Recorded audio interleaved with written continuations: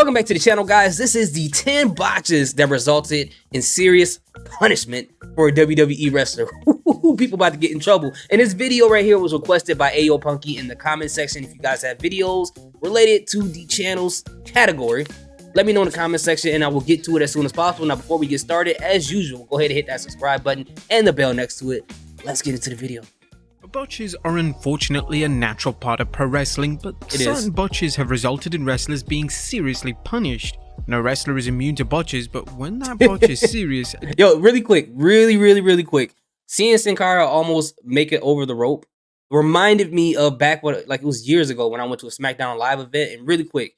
And it was an 8-man tag match, and how the way you could tell how long ago it was, Rhino was still there, Becky Lynch was still the last kicker, Curtis Hawkins was still doing the face-to-facts gimmick. They were all in this. Well, Becky Lynch wasn't in it, but there was this 8-man tag match, and I remember for sure that Heath Slater was in there because Heath Slater was standing in the middle of the ring waiting for Sin Cara to run down the ramp, and after he jumped off the platform, he landed on this part of his neck on the rope and bounced back, and Heath Slater was like, "Oh, dang!" And everybody in the ring was cracking up after they figured out, Sin Cara was okay. Like after Sin Cara fell, he got back up, jumped off the platform, landed in the ring, and then just kind of put his hands up. Everyone cheered, but Heath Slater, he was in the ring. He was still going like this in the entire match because he just couldn't take the fact that he saw that. But just really quick, man. That was a quick story. WWE management are left with no choice but to punish that specific wrestler in a manner they see fit. Join us now as WrestleAmia looks at 10 WWE botches that resulted in serious punishment for a wrestler. Be sure to subscribe and hit that notification bell for daily wrestling videos, and follow us on Facebook for exclusive lists. Also check out our new channel, WrestleAmia Shorts.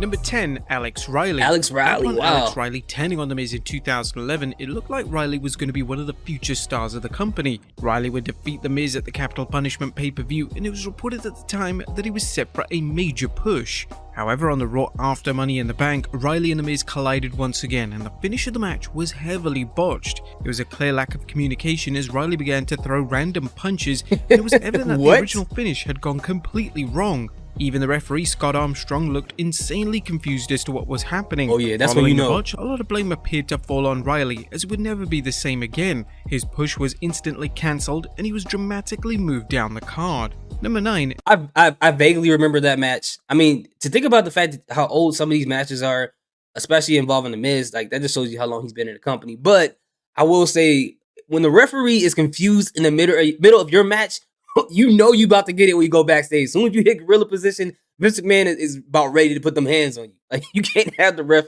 like confused in those matches. Shinsuke Nakamura.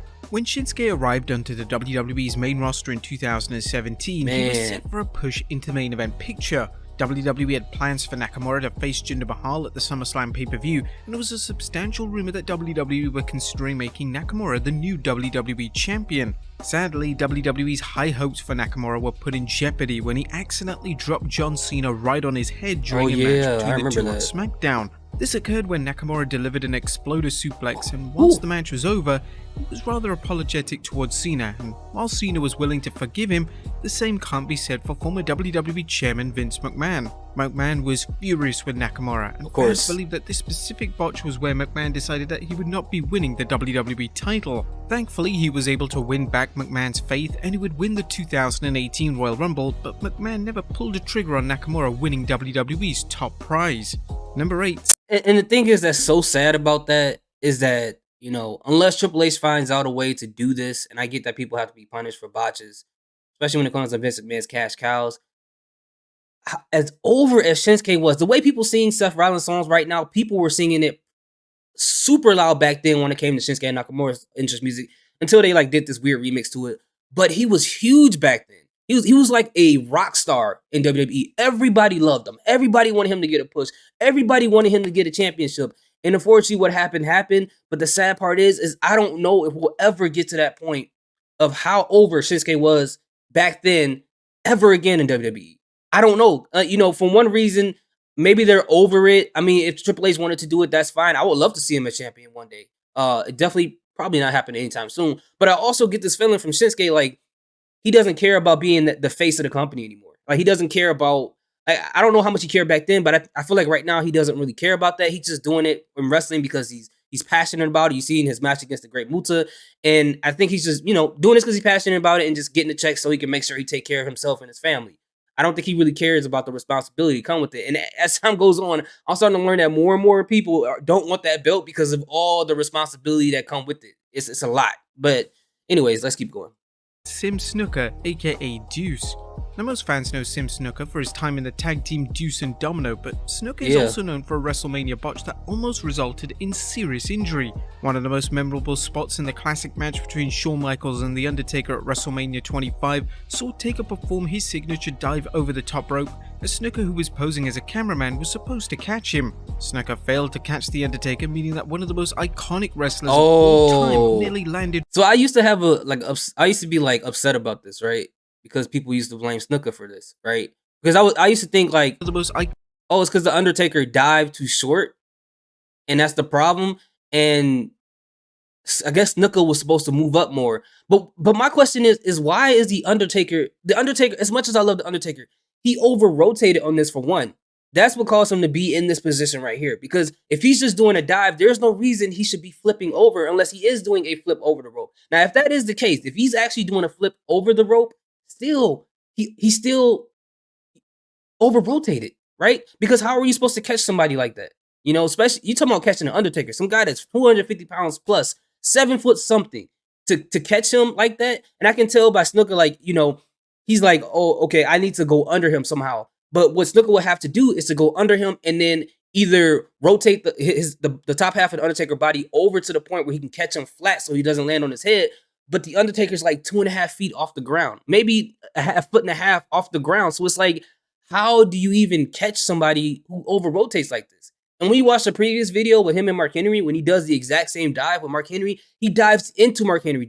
On this part right here, the Undertaker over rotates. But I guess if you're extra and your job is to catch the superstar, your job is to catch them, you have to adjust and do this. But I will say this right here is it's a difficult task, man, to catch somebody of that size. Now, if you're trying to catch somebody like Hornswoggle, or you're trying to catch somebody like Spike Dudley or something like that, then yeah, I get that. But man, it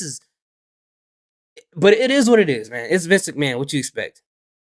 Iconic wrestlers of all time nearly landed right on his head. The blame instantly fell on Snuka, as he had one job in the match and he failed in the biggest way imaginable. He would never be used in a substantial role ever again, and just a short while after the infamous botch, Snuka would be released from the company, never to return. Number 7. Hey man, the thing is with Vince McMahon really quick is that if you ever put his cash cows in danger, you might as well steal money out of his bank account, go flirt with his daughter, and go sleep in the bedroom with his wife. Because he takes it as personal as that. It hurts his pride. Perry Saturn. And whilst Perry Saturn's run in WWE failed to live up to expectations, he was involved in one of the most controversial matches in WWE history in 2001. Saturn would take on Mike Bell on a show called Metal, and during the match, Bell would botch several basic spots, including a hip toss and an arm drag. The arm drag resulted in Saturn landing on his head, and instead of writing it off as a bad day at the office, Saturn completely snapped. He delivered real legitimate punches to the face of Bell, and he threw Bell out of the ring with so much ferocity that Bell landed right on his head. This was completely reckless, and WWE management weren't pleased with Saturn's outburst. He tried to kill him. Instead of outright firing him, they would decide to give him the infamous Moppy character, which saw him fall in love with an actual mop. Whilst the storyline was indeed designed to punish and embarrass Saturn, it was kind of funny, resulted in him receiving some of the biggest reactions of his entire WWE tenure. Number 6, The Miz. It's kind of weird how they choose, when somebody does these crazy botches that could really hurt somebody, especially, he tried to hurt the guy. Why do you allow him to continue to wrestle? That's the weird part to me. But I guess, because it wasn't like it was a botch. He tried to kill the man. He really did, because he was upset. It's always been an urban legend in WWE that Triple H has a personal issue with The Miz. This escalated in 2012 when it was reported that a botch from The Miz resulted in him being chewed out by the game backstage. The Miz failed to catch R-Truth when Truth attempted a slingshot somersault during a six-pack challenge. Oh, he didn't even try to catch him. It's a miracle that Truth wasn't seriously hurt. The moment The Miz came back through the curtain, he was held to account by Triple H. Dave Meltzer discussed the incident during an edition of the Wrestling Observer newsletter, as Meltzer added, Triple H gave Miz a tongue lashing backstage about not catching him. Miz was a big favorite of management a year ago because his notoriety was such from Real World that they got so much publicity when he won the title that nobody else in the company could have gotten. Being chewed out backstage is a huge punishment for a talent, as this type of action usually takes place within earshot of other wrestlers, meaning that The Miz would have suffered serious embarrassment. Number 5. Shane McMahon. The 2022 Men's Royal Rumble received extensive criticism from fans. The Rumble lacked surprises, suspense, and the strong presentation of Shane McMahon was incredibly frustrating. McMahon's performance in the match was lackluster, and he would even botch several spots, including his own elimination. Shane was supposed to be clotheslined over the top rope by the eventual winner Brock Lesnar, but McMahon couldn't get over the ropes. It was awkward and heightened how much of a disaster the match was. McMahon was blasted by his own father Vince McMahon, and his creative input in the match as well as his overall performance resulted in the prodigal son being let go by WWE. Number 4. Alright, I get Vince McMahon was perfection, but come on, man. That wasn't that serious. I remember watching that. It wasn't that bad. He ended up getting eliminated, so I think that should be the most important part, but I guess if you're a businessman, you gotta be cutthroat with these things. Mickie James. Mickie James is one of the most decorated female stars of all time, but one match in 2009 resulted in WWE losing faith in her. James would wrestle Gail Kim on Raw, and the finish of the match was heavily botched, with James botching several moves, including her own Mick Kick finishing move. When James got backstage, she was told off by WWE management, but this wasn't the end of her punishment. Just 2 months after the incident, she would be dropping the Divas title to Jillian Hall. Hall was virtually a novelty act in WWE, and she wasn't even remotely credible. What made the situation worse was that the match lasted just over a minute, meaning it destroyed James's credibility. The match was evidently punishment for James's poorly received match with Kim, and it was incredibly petty for WWE to present their top female talent in this manner. Number 3. Man, I hate that Divas Championship. I get that it's made for girls and little girls to buy at the store and stuff like that. That's fine. That's great. But for me personally, when I see that belt, it just looks like a bad after school project where they just gave people a piece of metal and some purple and pink markers and said color. And write the word Diva on here and color it. Oh, that's going to be the belt. I don't know. For me, I just never rocked with it ever a day. I don't know how you guys feel about that title. Mr. Kennedy. The WWE had big plans for Mr. Kennedy. He was insanely charismatic and was on paper the perfect WWE superstar. When Kennedy returned from injury in May of 2009, he took part in a huge 10-man tag match on Raw, and this would end up being Kennedy's last ever WWE matchup. In the match itself, Kennedy would botch a back suplex to Randy Orton, and this botch resulted in Orton complaining to WWE management, and Kennedy was subsequently released from the WWE. Orton claimed that Kennedy dropped him on his head, but Kennedy claimed that wasn't the case, and Orton had simply jumped too high for the suplex. Orton's complaint was backed up by John Cena, and with Orton and Cena being two of the biggest stars in the company, Vince McMahon simply couldn't afford to ignore their grievance.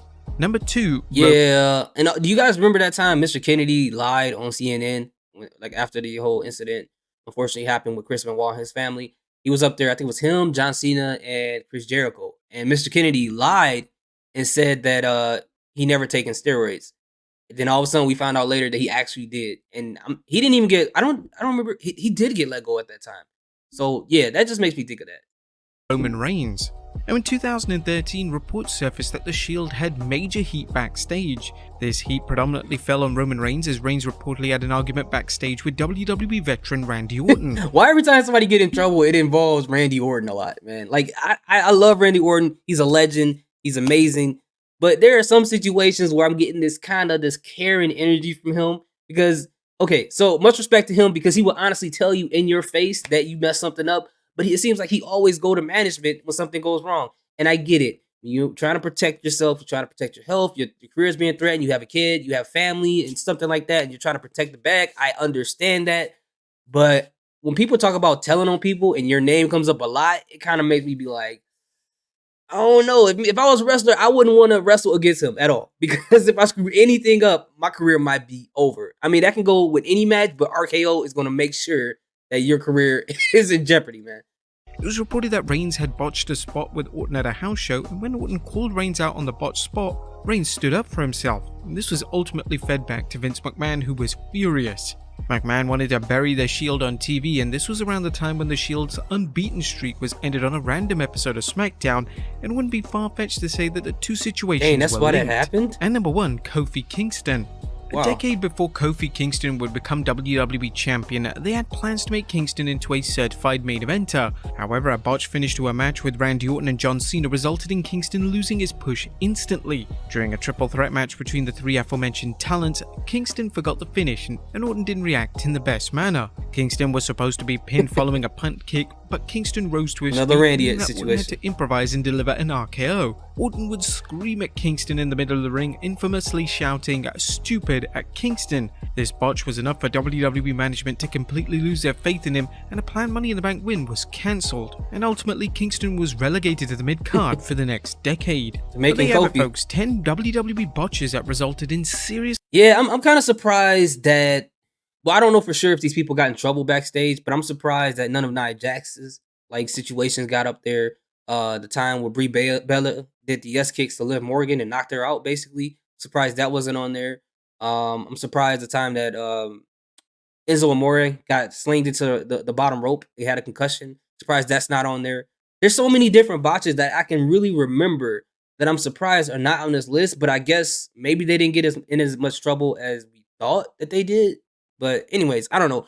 What do you guys think? If there's some botches on here where wrestlers got in trouble for that was not listed on this list, let me know in the comment section. And if you got a request for a video you would like me to react to, and it has to be on topic of this channel, please let me know in the comment section as well. And I'll get to it as soon as I can. Thank you guys so much for watching.